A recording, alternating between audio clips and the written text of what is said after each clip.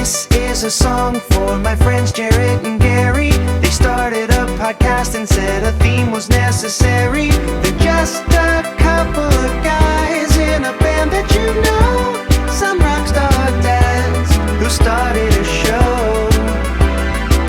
So here's the next episode.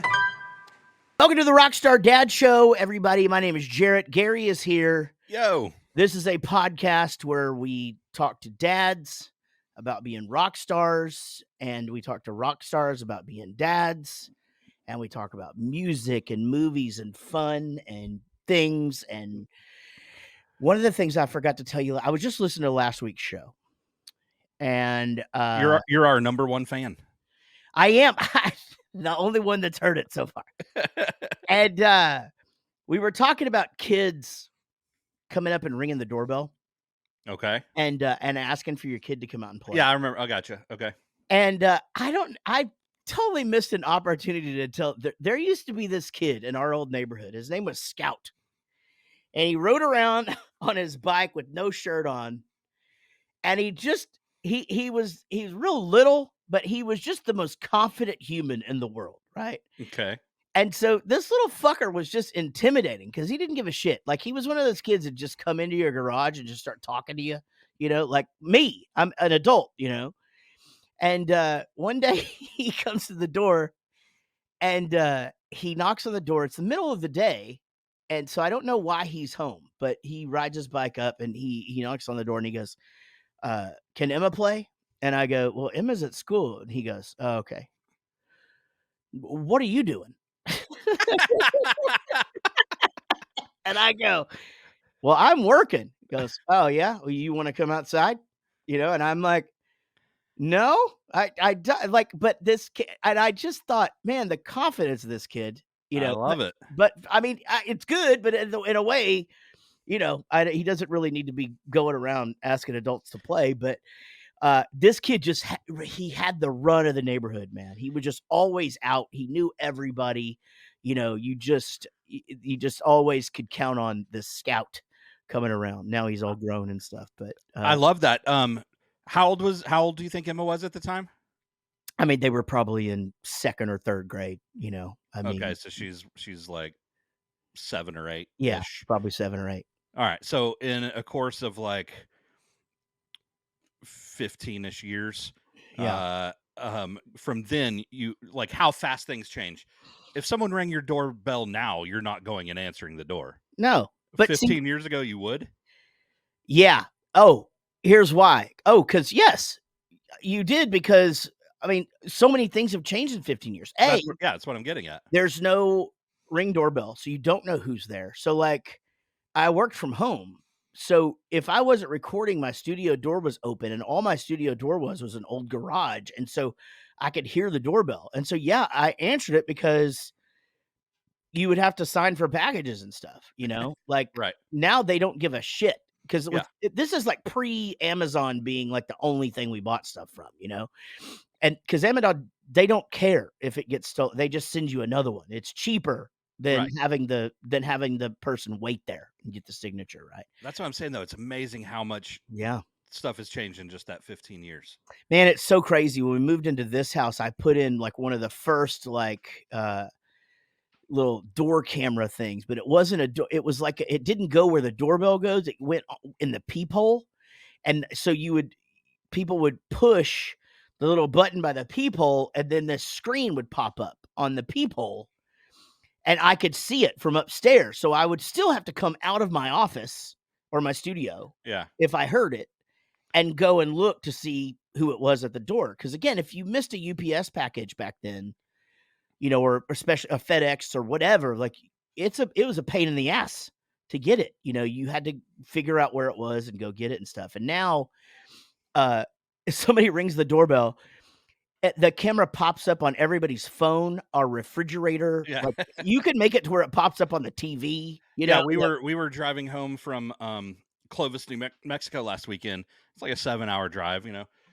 Just a little bit into the drive, I got the notification that my new drum set showed up on the front porch. Yeah. It's like, okay, should I call and see if our neighbor can take it in or something? I'm like, there's so much shit sitting on everyone's porches these days. Yeah. It'll be fine. But It'll be fine. I mean, everybody just buys the insurance now, and you Yeah. just, I mean, I don't know. It's what. Hey, congratulations on the new Bowling for Soup 30th anniversary SJC drum set, Gary. That's right. New photos and videos of that thing coming up soon. Hell to the yes. I like the idea of listening to our previous episodes and coming back with, here's a story we should have told. Yeah. Anik listens to all of our shows, and that's why I don't tell too many secrets on the show. But I'll be in the office and she'll come in and be like, I can't believe you didn't tell this story. I'm like, whoa, what are you talking about? She's like, well, I'm listening to the Dad Show and I knew for sure that you would tell this story. So Yeah. that could be a good bit. This show is just like me being on stage or whatever. Like, we're just riffing. Like, honestly, guys, I don't know if y'all can tell this or not, but very seldom do we have a plan. We literally, I swear, I'm not lying. We both, it goes, doot, doot, and we're both up. And I'm like, hey, man. And he goes, hey. And then I usually have to say something like, sorry for being late. And then Gary goes, oh, it's fine. I had plenty to do. And then I go, are you ready? Yep. And then we start the show, and that's it. We're here for an hour, and then we're done. That's our show prep. It may be pretty obvious that that's our show prep. But it's just whatever comes to mind. But I told Casey, I was just like, I love this show so much because you and I just have to spend at least an hour a week together, Yeah. And so I just feel like we're always caught up. Like, it's not like with the other guys where I'm like, how have you, what's been going on or whatever. I just know what's going on with you, at all times. Yeah. Cause we tell each other. Yeah. Cause right. Cause you're telling me things now. I know. I'm growing as a person. Yeah. One day Gary goes, cause Gary, his philosophy, as you listeners know, is never tell anybody anything ever. And so you just, like, we didn't know he had a real estate license for a year. And that's, I'm not kidding. That happened. We were taking a break from after Great Burrito Extortion case. Gary gets his real estate license. And then all of a sudden we're just like, oh, you're a realtor now? Like you just real? And, but anyway, this is one of my favorite stories to tell people. I'm like, yeah, Gary talks to me now. He texts me one day and goes, hey man, just wanted to let you know, since I never tell you anything, I got a new car. And I was like, oh fuck yeah, what did you get? And then we had a normal conversation that dudes have when one of them gets a new fucking car. Yeah, you should feel. I don't know if you should or not. I didn't text that to anybody else. Well, I do. See, I appreciate that, man. I do. I appreciate it. The whole thing coming back and talking about stuff from previous shows is funny because there are just little. Oh, this is what I was going to say is I don't ever remember what we talk about. So then someone will come. Riel, our monitor guy, also listens to the show. And so does Ian, our guitar tech. And they'll come up and start a conversation with me about something. And I'm like, I don't know what you're talking about. And they're like, yeah, you and Gary were talking about on the Rockstar Dad Show. And I'm like, oh, okay. Remind me what the fuck you're talking about right now. They do that to me too a little bit, but I'm just really good at that because I'm married to my wife. Right. So you just act like you know what's going on. Yeah. I was telling, we have met before, but I'm saying she was there. We met up with one of Anik's cousins in Clovis, New Mexico this last weekend. Yeah. And I was telling multiple stories about things that Anik does, and her boyfriend was like, oh my God, that's exactly like her. But we'll be driving down the highway, and on a long road trip like that, there's times where you go 20 or 30 minutes without anybody saying anything, right? Yeah. And whenever that happens out of nowhere, my wife will usually just be like, and then she said something about, and go into a story. And I'm like, what the hell are we talking about? And she's like, oh, yeah. I thought you would know. Yeah. Well, I got to say, Casey jumps around between conversations. Mm-hmm. So I'll be like, so how did guitar lessons go? Oh yeah, I'm working on Pink Floyd. And so, and Casey has this bit where she's in whatever band of whatever song she's working on in guitar. That's so fun. Right now she's in Pink Floyd. She just got out of the Red Hot Chili Peppers, but and then it's got to be quite the resume. I think we're still talking about that, right? And then she'll just be like, he said we could come over at like 6. And I'm like, You're what? like, oh shit, we're Yeah. going to our guitar Your teacher's guitar house. teachers? What are you talking about? No, Dennis. Oh, I'm sorry. I thought we moved on from the. I was talking about earlier whenever we were talking about my dad asking us to come over. I'm like, whoa! You have to like you have to you have to pre-prepare for the. Hey, remember There's we were talking about earlier? There's like one word that she could say to make you understand. She could say, instead of he said, Dennis said we could come over at 6. 100%. Yeah. Yeah, my wife does the exact same thing. And Casey knows that she does it, and she'll just go, "Oh, I'm sorry. Yeah, no, we're done with the guitar conversation. We're moving on to this now." And I get a kick out of that, actually. Man, let's talk about Clovis, New Mexico. What a great fun time it was. Now, me, the rest of the band, and the crew guys jumped in the country van, who is named Rick. And we drove there because flights to Clovis, New Mexico, for those of you who don't know, are few and far between. And we have to take like 30 pieces of gear even when we fly. So it really was not going to make any sense for us to do that. And so it's only a 6-hour drive. And when you start to factor in, like, well, we got to get to the airport, we got to get out of the airport, got to rent a car, we just forget it. We took the van. And so I'm hurting like I just went on a country tour right now. And but a little bit more because I'm really, really super nice, as you know, to my detriment. And I let Chris have my seat in the front seat when Bowling for Soup has the van. Yeah. So I have to sit back in the back of the van with Rob and the rigmarole. And fuck, did my knees hurt.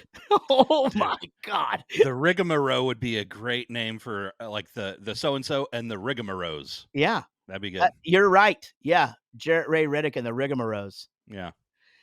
So, but anyway, so on the way back, this is crazy that this happened this way. You drove yourself. You guys went. You had a whole thing. We won't get into it because we're not gonna. We have Corey Durham coming up on the show. He's the new voice of Barney, guys. We'll see if we can get him to do it for you. I'm not gonna ask. I'm gonna see if we can hint. I'm gonna see, like, you know what I mean? Like, let's not be those guys that go, "Hey, do the voice for us." Let's see if we can bait him into doing it. Yeah. All right. Okay. So anyway, you drive yourself. You guys go there. You see family or whatever. We meet up. So the next day, you guys left a little bit later than us. Now, we're gonna stop. We never stopped for breakfast, so we left or whatever. And then so it's probably a solid, hour and a half into the 6-hour drive, maybe a little more. And I'm like, man, I think I'm gonna have. No, this is not true. We actually did stop about an hour in, so it's about 4 hours in, I guess. Where I hadn't eaten, and I was just like, man, I gotta get something in my stomach, like the hangover's kicking in or whatever. And so we go through this town, and the only thing that's there is an Allsup's. Now, Allsup's, for those of you who don't live in Texas, is a chain of convenience stores. They only have 3 things. They have a bathroom that's usually really dirty. They have delicious fried burritos that are world famous, and they have gasoline. That's it. They don't have anything else in the entire store that I've ever seen. And so so I don't want to stop there. Like, I was thinking about getting like actual something to eat, like, so just let's stop at one that's got a thing or that is like a Love's or something, like a truck stop. Okay. And so we went through another town and like there was nothing, right? What I had forgotten is we took a different route this time. And the route we usually take to Lubbock, Amarillo, which is the same to get to Clovis, usually goes through our hometown of Wichita Falls. And then I know all the little cities along the way, and they're literally every 15 miles, every 15, 20 miles, there's a city. But this new way that we went, I wasn't even thinking that, because I kept going, well, we're going to get to Chillicothe and we're going to get to all that stuff. And we never did. Well, we start to run out of gas, and then it says you have 20 miles to go, and the next town is in 19 miles. It's Benjamin, right? Yeah. Well, apparently the gas meter is not an exact science, because we 10 minutes later, It was saying you can go no more miles. You cannot go any further. And we're still 8 to 10 minutes away from Benjamin, Texas, which I've never even heard of. And everybody in the whole van is like starting to kind of perk up, but not get freaked out, but kind of You have the nervous energy in the air, I would imagine. I mean, I had sort of already resolved myself. It's funny because Rob and I talked about it afterwards. We had already both resolved ourselves to the fact that, man, it's only 64 degrees outside. I mean, the worst that's going to happen is we're going to have to call AAA and we're going to have to sit on the side of the road for a couple of hours. We have a cooler full of beer that we weren't even going to drink today. Yeah. But, the worst thing that's going to happen is we're going to be stuck on the side of the highway in like badass spring Texas weather, just having a few beers, waiting on this thing. So fuck it. Whatever happens, happens. And we'll have a good story out of it. But nobody said that. I just kept going, it's going to be fine. We're going to be fine. And Dave is getting nervous. He's starting to rock back and forth. He's driving or whatever. Chris is like looking on his phone, trying to make the place get closer to us. Like, well, I think it's only about 6 minutes. And I'm like, no, it's 8.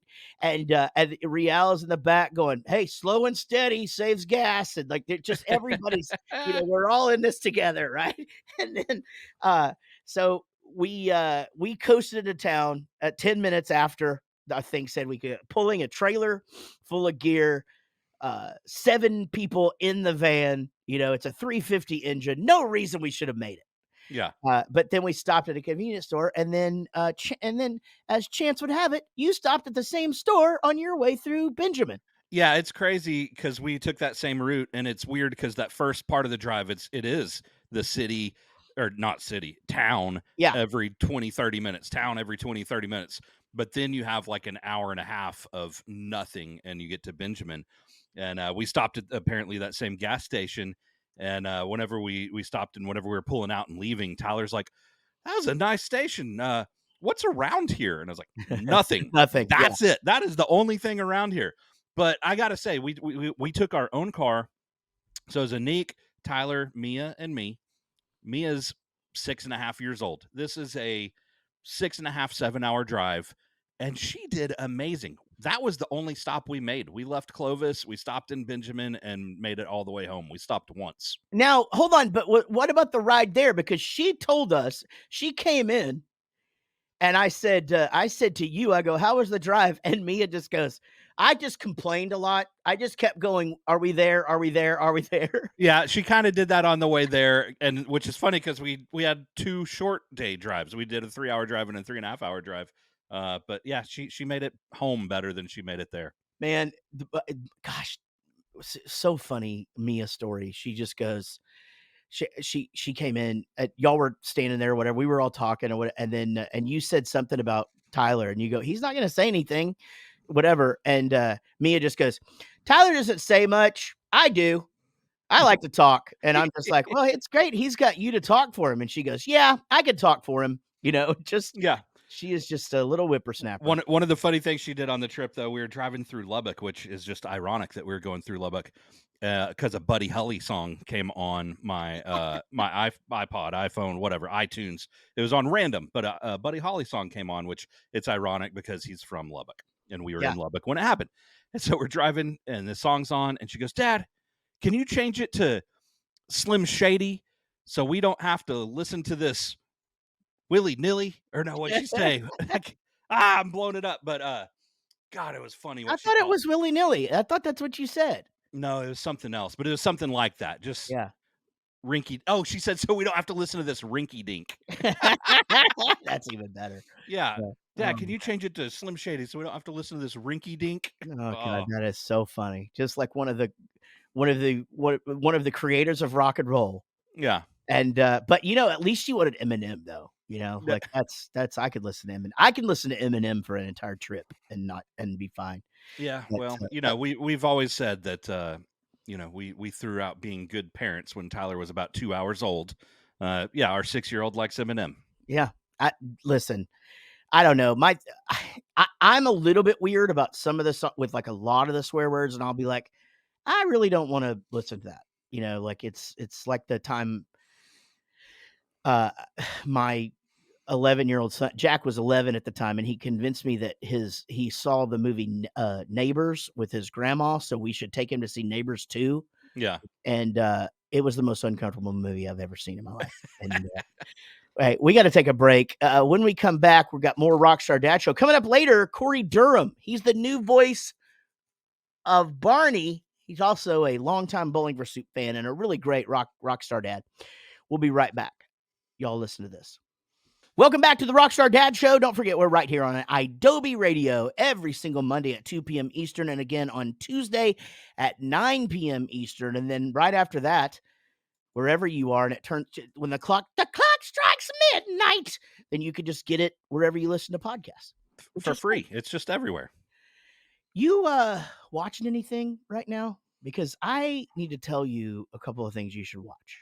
Okay. Well, I'm not right now, but I did binge watch the Tulsa King. Have you seen that? No, I thought about watching. That's the I almost said Burt Reynolds. That's the Sylvester Stallone thing. Yeah, it was. I really enjoyed it. It was one of those gonna watch an episode before I go to bed type things, and ended up watching it in like a week, and it was good. I enjoyed it. I was upset that season 2's not out yet. I don't know if you would like it, but I know Anik would. So it's got to be like a new Bachelor season or something. No. It's about the Holocaust, but it's like, it's not Holocausty. It's really just about this family who all get separated during the Holocaust and what happens to them. It's called We Were the Lucky Ones.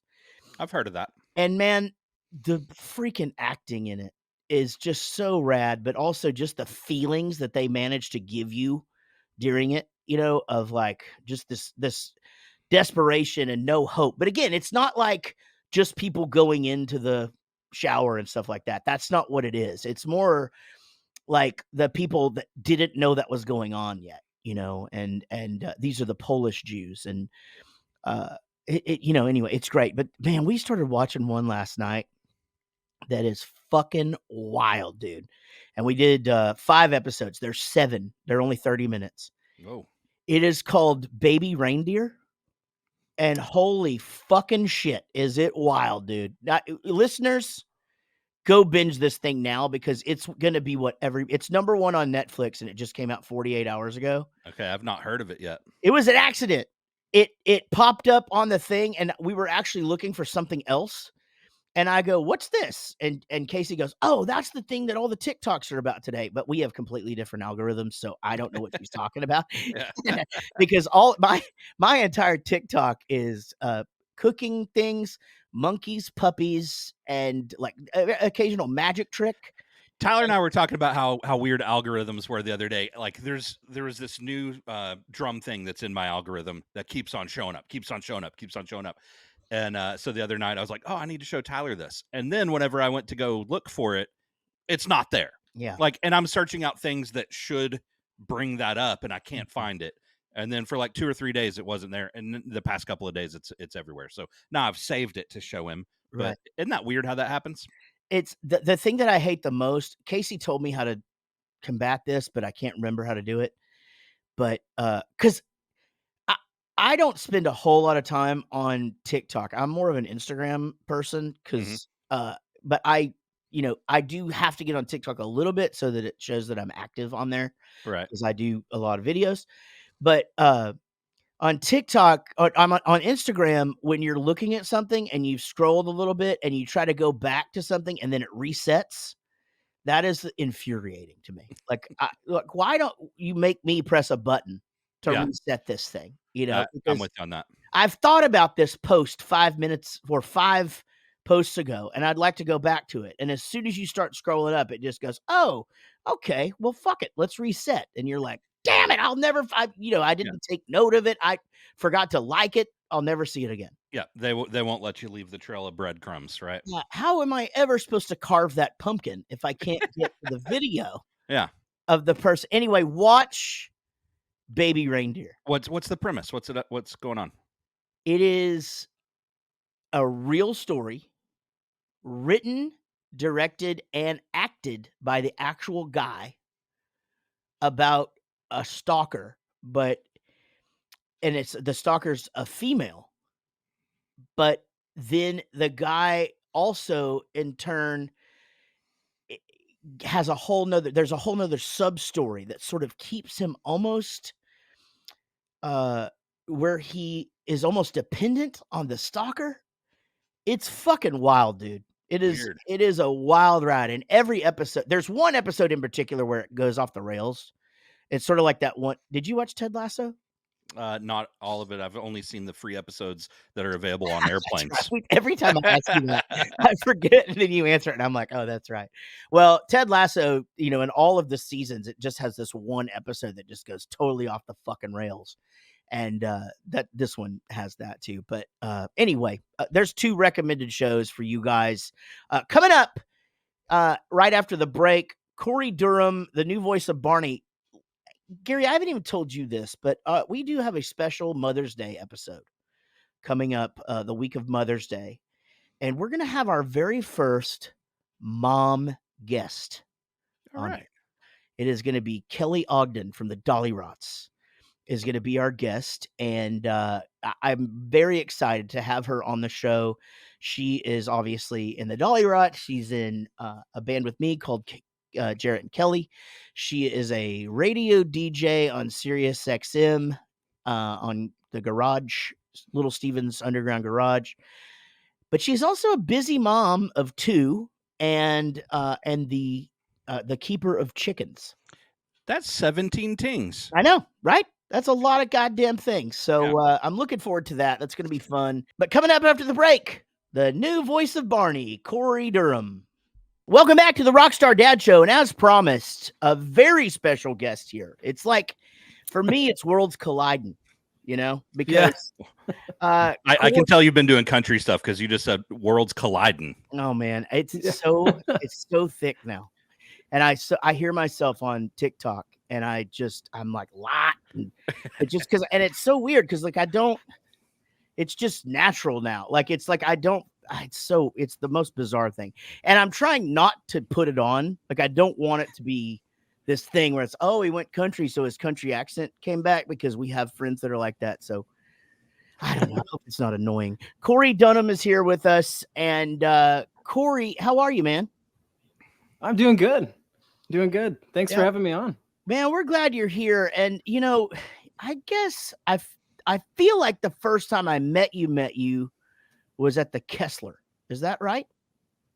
I think so. It was, Yeah. I believe so. Yeah. You were like a teenage kid coming to see all of the bands that I was in at the time. And we would talk back and forth on Twitter and things like that. Yeah. And, I feel like, if I'm not mistaken, before we get into where you are career-wise right now, because it's such a cool story, let's get into how fatherhood became a part of your life.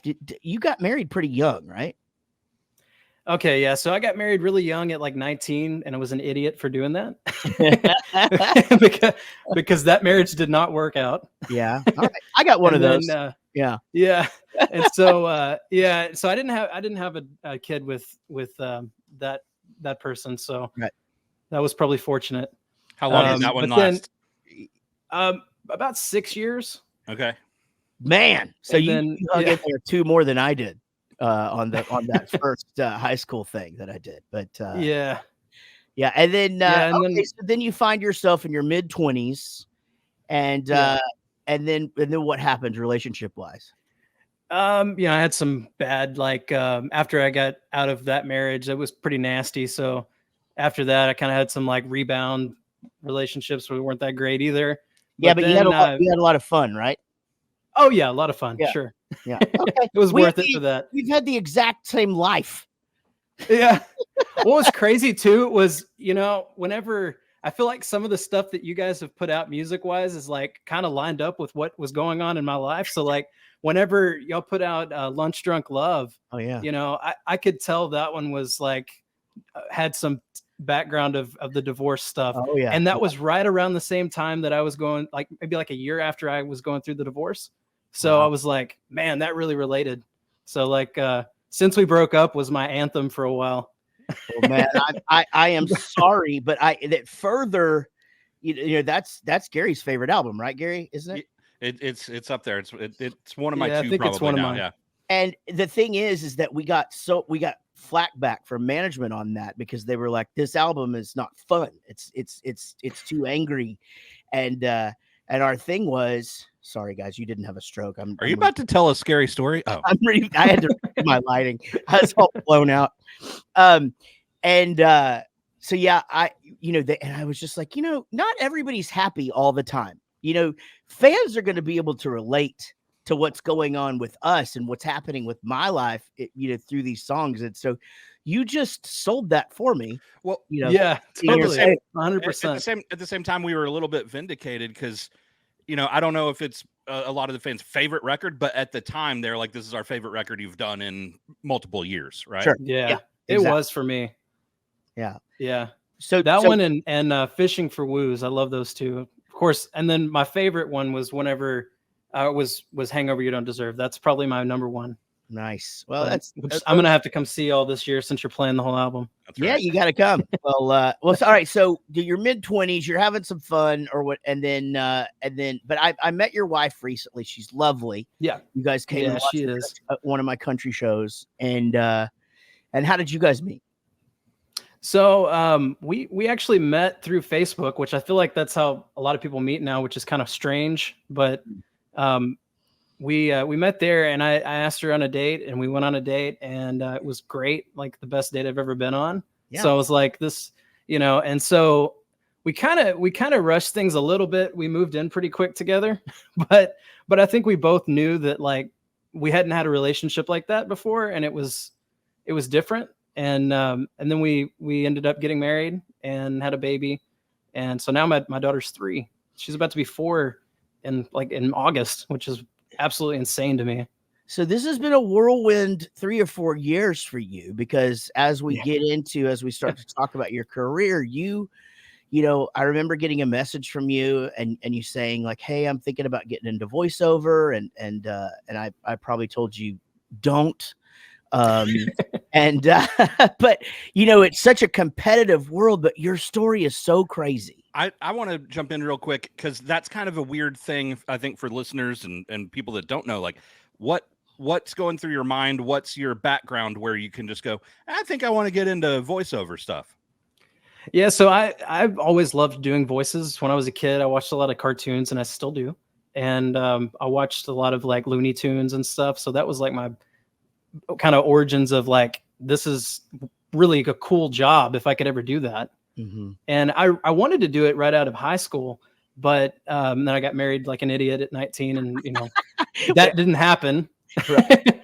Yeah. So then I decided, a couple of years ago, I was like, I'm approaching 30, and I'm going to be to a point where it's like, I'm either going to get stuck working a terrible job that I hate the rest of my life, mm-hmm. or I'm going to at least try to give this a chance and see, can I do this? And I felt like I was pretty good, but I was also like, I always kind of had doubts, self-doubt, which I've kind of overcome that recently. But at the same time, it's like, a lot of my family members were like, you're really good at this. You should do something with it for years. And I was like, they're family. They're just telling me that because they love me. And I think what's funny about me, well, from my standpoint for you, and this is, and I want to get into this in depth with you talking about voiceover, as we'll get more into, because as our listeners know that I do voices as well. But you're good at impressions, and you're really good at doing existing voices, and not only just existing voices, but like you can time them out. Like you can do the old Chucky guy, and you can do all of these really, really cool impressions or whatever, which, for me, when I got into the thing, I thought would be a big part of it, but that, everybody just kept telling me, no, you have to be yourself. You have to create your own brand. And so you were almost coming at it from like almost being able to do stand-up comedy kind of stuff with it, or at least just like, or at least like, just impressions on TikTok or whatever, now that we live in that world, Yeah. But you do also have a cool voice. Your speaking voice is cool. From your mindset, though, when you started to think about it, were you thinking, oh, I can do all these impressions, so I think I'd be good at voiceover? Or did you have kind of an understanding of how the world worked? So I've never really thought that my natural speaking voice was that great. But then once I've started doing the voiceover stuff, I went into it kind of going, I want to do impressions. I want to do voices. I want to do like animated character voices where I'm not using my normal voice. But then like, I also started, as I researched it, I was like, okay, a lot of voiceover is also like commercials and ads and promos and stuff for, different things. So that you don't really have to do a voice unless they're asking for it. So then I was like, I'll just use my normal voice on some of these. And I kept getting messages from those clients and they're like, hey, I really like your voice. And I was like, well, which is weird because I never thought that. That's most of voiceover. That's what I kind of wanted to. That's why I was kind of wondering. I was interested to hear that you were like, hey, I can do this and I can do this, because that was my thing too. I'm flexible with my voice. I can do decent impressions and stuff, but I definitely can speak really high or really low or do accents and all that shit. But that's what I found too, was that that's not really what the bulk of the voiceover work is. It's more just speaking, and because gosh, man, it's vast how much stuff is out there, and how many auditions you can do if you want to. Did you start by taking a class, or did you, or how did you make the jump and actually do it? Well, originally I was like, I'm going to go do some go to some conferences, go to some classes and everything and try to learn how to do some of this stuff. But then like, I kind of started this right before COVID. And then that wasn't a thing. So it was like, okay. Yeah. So then I started going, okay, I found some of the workshop type things online where people had made videos about it and talked about it and stuff. And I really just kind of just started doing my own research. And I reached out to some people that I knew that were like, okay, they've done voice stuff before. Maybe if I asked them, they might have some tips on stuff. And one of those, but I was posting up all these impressions and stuff. And one of them reached out to me was Bob West, which was the original Barney. Yeah. And I was like, wow, that's cool. And he was like, man, your Barney is like really, really good.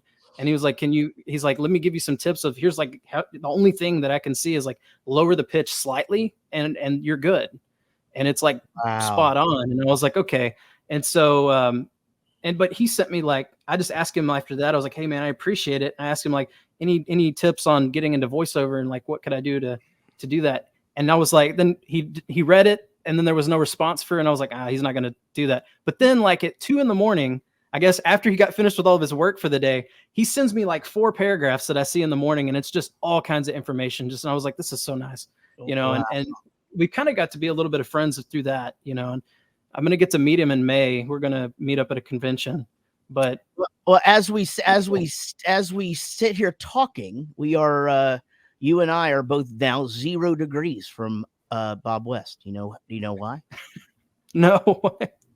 He was the voice of Pasquale from yeah. You're right. Yeah. So so you took his job and I'm in a band with him. That's funny. Or is he? I guess he may no longer. I wonder if he still does that. I wonder if he still does Pasquale. It says I have no idea. It says he does. I have no idea, but yeah, it's on his Instagram. Yeah, he does them on like Cameo. I know that, but I don't know if he still does any of the recordings or not.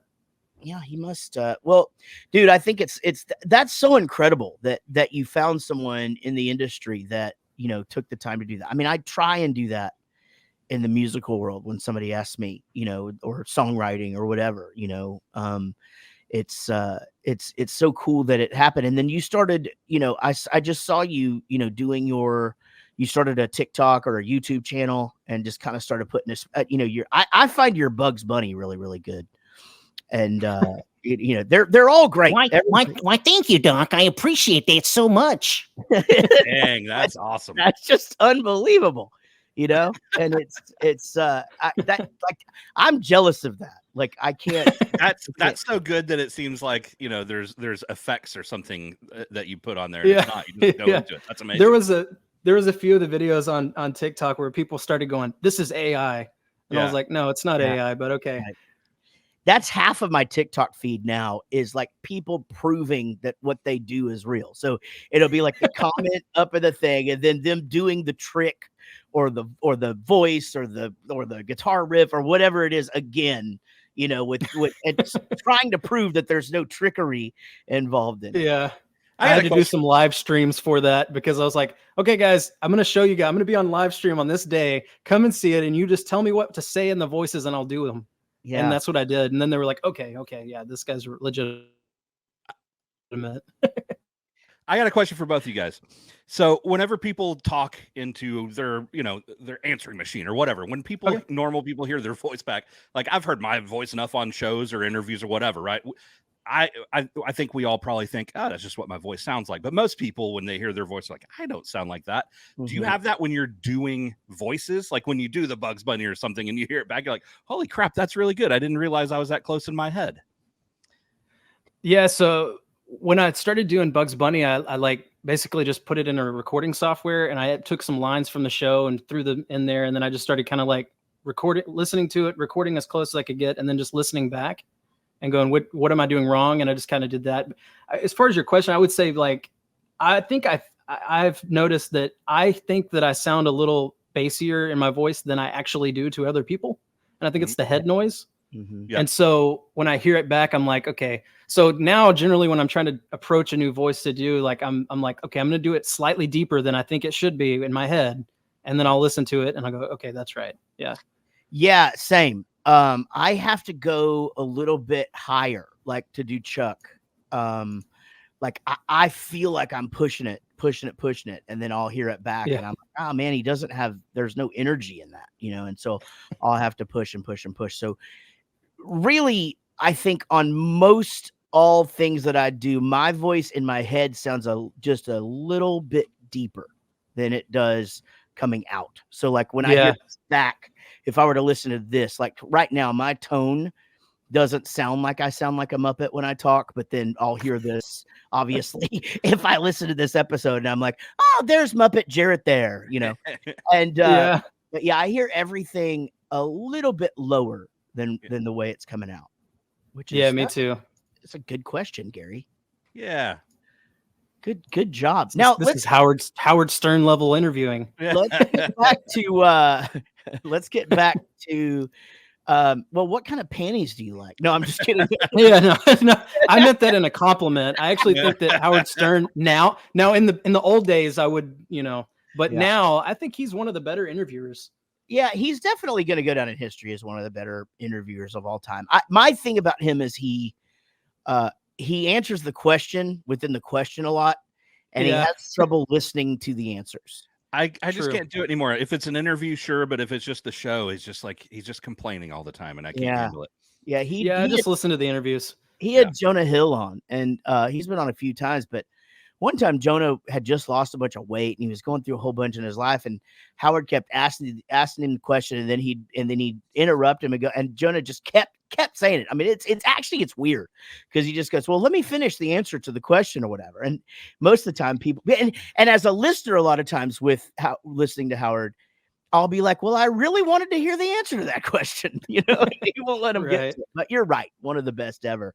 Now so timeline wise, you're kind of becoming a dad around the same time where this voice thing is becoming something that you're really, really focused on and thinking, I might be able to make a go of this.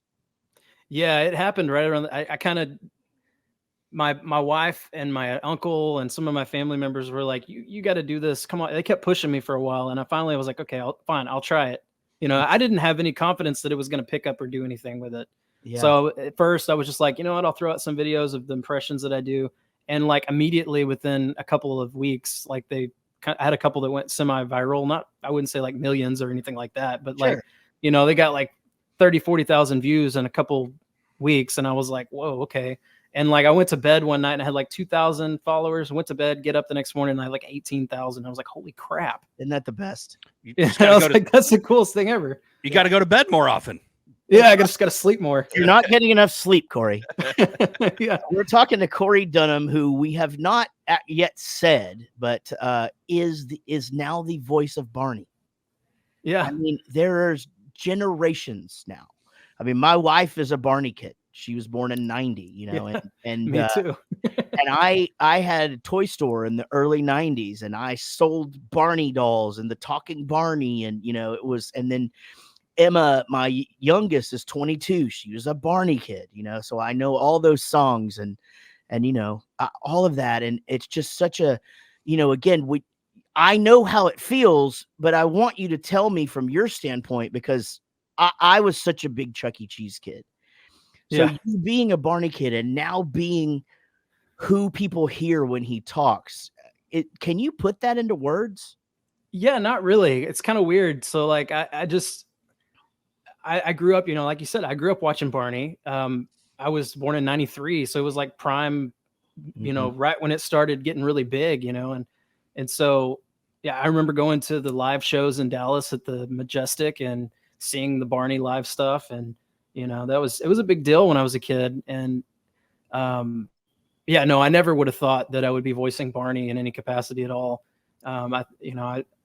It's just crazy because when I got that email, I got an email that was kind of just cryptic in a way, and it was like, "Hey, we'd like to potentially work with you. Here's an NDA." Right, exactly. Like, Right, okay, exactly. all right, Yeah. all right, sweet. So I sent it to my uncle. He's an attorney, and I was like, "Can you look at this for me? That's kind of weird." And he was like, "No, sign it. It's going to be something good." And I was like, "Okay." And so yeah, then they were just like, "We wanted have you do Barney," and which was weird because like the whole time I talked to him, did a couple video chats with him before we started recording, and not once did they ever say, "Hey, can you do the voice for us so we can hear it?" Really? And I was like, but it's because I had worked with a tribute company in Canada that did Barney live shows as a tribute show. And I did 30-minute length live show, where I was doing the voice the whole time. So it was like, they already knew that I could do it. They knew that I could sustain it. And so they were just like, we don't need to have him audition, I guess. Is that what they thought? Your audition was already there in the world. It was already there. Yeah. This story is so fascinating. Like I feel, again, because it gets even more fascinating because again, you're a fan of the dinosaur. You do a tribute thing, doing an impression of him, and now you're him. It's like that sequence of events is just bonkers. Yeah, it is. It is definitely. I don't even know what to say on it other than like, and it's been really cool since I got the role, and that like I think the video came out on Valentine's Day, the first one, and like within an hour of it being up on the Barney socials, I started getting flooded with messages. And I was actually at my other job, and I was like, my phone just keeps going off, and I was like, okay, so I just turned my phone off for a little bit. And I turned it back on, and it was like, you have 380 something messages. And I was like, oh my God. Yeah. And I start trying to go through and reply to them. And then Facebook puts me in Facebook jail for a little bit because it's like, you're responding too quickly. Yeah. I was like, well, good God, I got all these messages. Yeah. It's one of those things, right? And I'm sure that there is Barney fandom as much as there is for the mouse that I do. They overlap, by the way. They overlap. A lot of the people that love Barney, they're huge Chuck E. Cheese fans, and they're also really big into Muppets. Yeah. So that makes a lot of sense. It's all related. Yeah. There's sort of like this thing, because it's like our bass player's brother is, in his 40s, and he's really into this guy loves the Muppets, like loves them. And I loved the Muppets growing up, but I guess I would probably have been more in the like Chuck E. Cheese thing. But I mean, there's grown adults that are like know all of the shows and like which song was in what show and all of that stuff. And so I'm certain that there's the same thing with Barney, but it's all ages, right? Like, and it's all walks of life, so to speak. Yeah. I've had people like from, a lot of times I've had a lot of parents that reached out to me, and they're like, hey, I have a 3-year-old or a 2-year-old that's just obsessed with Barney because they're showing them the old show, because they're from my generation. And they were like, we'd love to have you like send them a birthday message. And I'm like, okay, cool. So I've done a lot of those, and like, stuff like that, which is awesome. But yeah, there's a lot of crossover. I'm not your manager, but let's stop doing this for free. Oh no, I'm paying they pay for them. Okay, good. Yeah, no. I actually don't have a manager. So I have no manager. I have no agent. I have nothing like that. Like, so I've just kind of done this all on my own. That's 35% of your income right there that you get to keep. So that as long as, again, keep your uncle as your attorney as long as you can. Yeah. And just keep going. Now let's get back to fatherhood, because we're, I don't want to keep it too long. We're talking to Corey Dunham. That's Durham. You're right. It is Durham, isn't it? Never second guess yourself. That's what I thought too. I you know what? I am blind, and I tried to read it off of my computer over there, and I knew I was second guessing myself.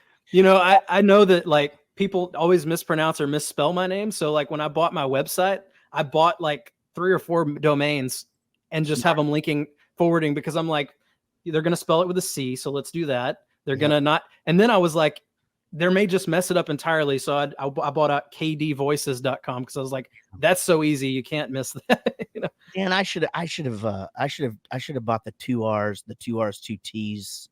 Yeah, gosh damn it. I'm learning so much from you right now. Now let's talk about becoming a dad. You whirlwind romance. You guys are living together. You have a little girl. She's 3 years old. Is that right? Yeah, she's 3. She'll be 4 in August. What's her name? Her name's Cassidy.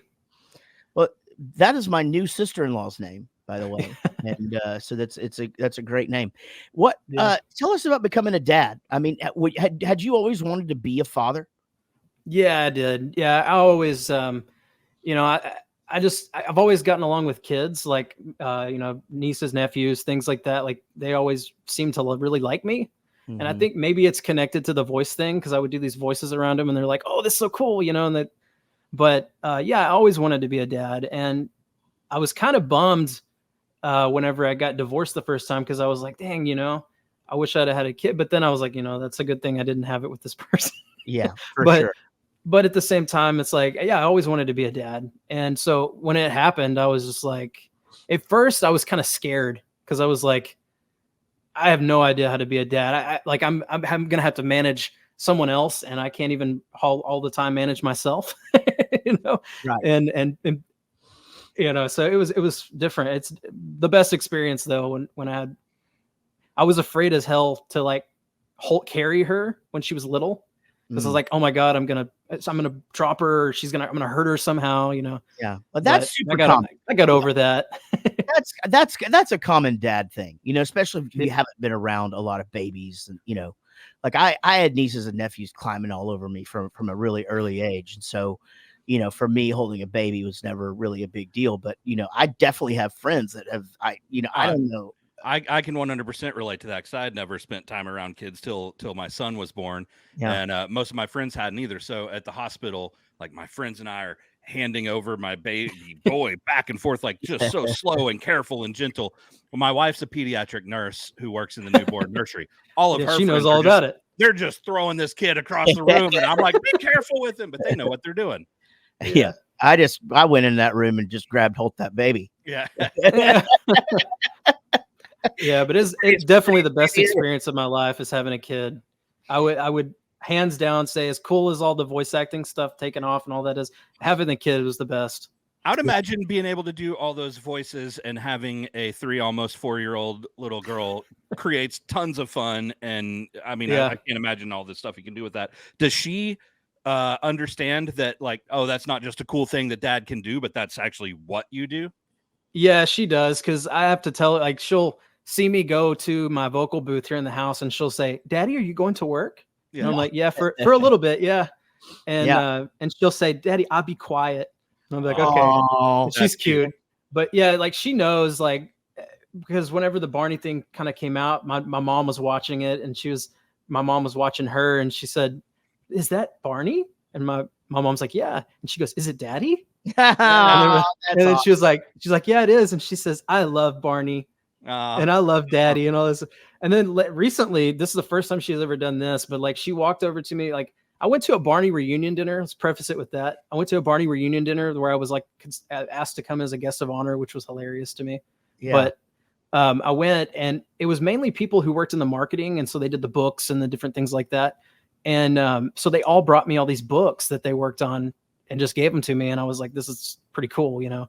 And so I was showing all of those to her. And then like a couple hours later, she walks over to me and she's like, hey, can you read me this book? She brought me one of the books. Like, can you read this book? And I was like, yeah. And so I sat down on the couch and start kind of getting it ready. And then she comes back and she's got the Barney doll. And she's like, no, Daddy, I want Barney to read it to me. Oh, that's and I was like, okay. And so she just kept like, it was funny. Like while we're reading it, she kept looking at Barney. She never addressed me the whole time. She kept looking at Barney and saying, Barney, do you like this book? And I'm like, oh, I sure do, Cassidy. It's one of my favorites, you know? And it was funny. That's great. That is Gary's right. I mean, that just gave me chills. I don't know why, but like that was it. You sound so much like it. I wonder what your take on, because you're obviously into cartoons and all of that stuff. Like and you love the nostalgic aspect of it. And I wonder what you would do in this situation. I actually got asked to submit a new voice, to redo the voice of a very popular character from my childhood, and not mimic it, but like recreate it. And I actually turned the job down because first of all, I didn't want the backlash, but secondly, I was just like, that's an institution already, I just think what I'm trying to say is I think it's so cool that you're a part of this whole Barney thing, but they're keeping the legacy there, and I also realize that I recreated a character, and I understand that I did that, but it really wasn't. I'll just tell you, it was Scooby-Doo. They wanted me to like create a new voice for Scooby-Doo, and I'm like, really? Yeah, I don't want to do that. That's cool. Yeah, yeah. I mean, Scooby's a great voice. It is. Can you do that? Ooh, Scooby Dooby Doo. Yeah. Like Scooby Doo. Where are you, man? Oh my God, that Shaggy is incredible. Yeah. Wow, that's how many. Yeah, what's your favorite cartoon voice to do? Bugs Bunny. Yeah, it's got to be 100%. Yeah, that's my favorite character probably ever. I've always wanted to get a tattoo in a way, but then I'm like, I don't know if I have that thought. I think it comes from my parents being so religious. Yeah, they were like, you don't want to put something on your body forever that you might not want. I'm like, yeah, but, and so that kind of made me think, well, what could I ever put on that permanent that I would never be tired of? And I think it would be Bugs Bunny. Yeah, something that just represent. I mean, that's how I started, was just things that represented, something important to me. It was just like our first Bowling for Soup tattoo was my first one, and then, it's just, and then, but once you get like 4, you just don't care anymore. You just start getting them. There's a weird trajectory of like, once you get 1, you need to get more, and then once you get like 4, you're like, let's just get a bunch of them. Yeah, exactly. Yeah, my legs are ridiculous because it's almost all flash off the wall from a studio in Denton. Like, it's just ridiculous. It really is. It's but I mean, but my wife just asked me the other day, like, would you change? I wouldn't change anything, because it's all just like a matter of, it's a point in time of like me being able to go like, man, I can get as many tattoos as I want because I'm a musician, and right. It's a good point to be, Well, what's the future hold for Corey Durham? What's the plan? Just, I do a lot of, I've been doing a lot of like commercial stuff, on my own, like mainly local stuff, but, I've been sending in applications to get an agent, just because I think that'll give me more audition opportunities. Mm-hmm. And, I think it's just getting, heard by specific, the right person. Yeah. To be able to go, okay, we he can do a lot of voices. Let's use him for some stuff. And that's kind of what I do a lot of podcasts, a lot of interviews and stuff, and that's fun. Yeah. I mean, once you get an agent, they basically just put down on paper all the stuff you can do, and they just send you everything that is remotely close, and you just right. And it literally audition. It becomes a full-time job. And that's why I quit doing it, because but you're in such a sweet spot of like, it's fresh, you'd probably enjoy it or whatever, and you don't have 17 bands, like it's like I just, once but I think you would have fun doing it. The other cool thing that I think you would be great at once you get an agent is sound-alikes, because you can do such good impressions. And what do you know what those are? Well, actually, I'll just tell I'm going to tell the listener. Basically, y'all have heard me tell the story of mine for Monsters University on here, but you get a sound-alike for things that they want to redo, but it costs too much to bring the actor back in.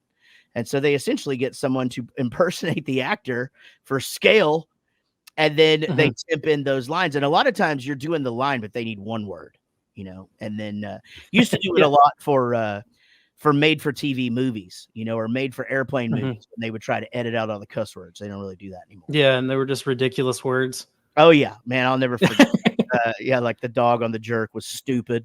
But actually I will tell you that what was the one where Oh gosh. Oh man, I can't think of the one. There was one on Smokey and the Bandit because he said some bitch a lot. And oh, my dad told me that one. Yeah. I'm trying to remember what it was now. they He could tell me. yeah, He said it was so funny. it was actually the edited Smokey and the Bandit was so much funnier because they just gave up. Like they didn't even try to make it, to make it, even interesting or like, oh God damn it, you got to help me on this edit, Jack. I'm so sorry.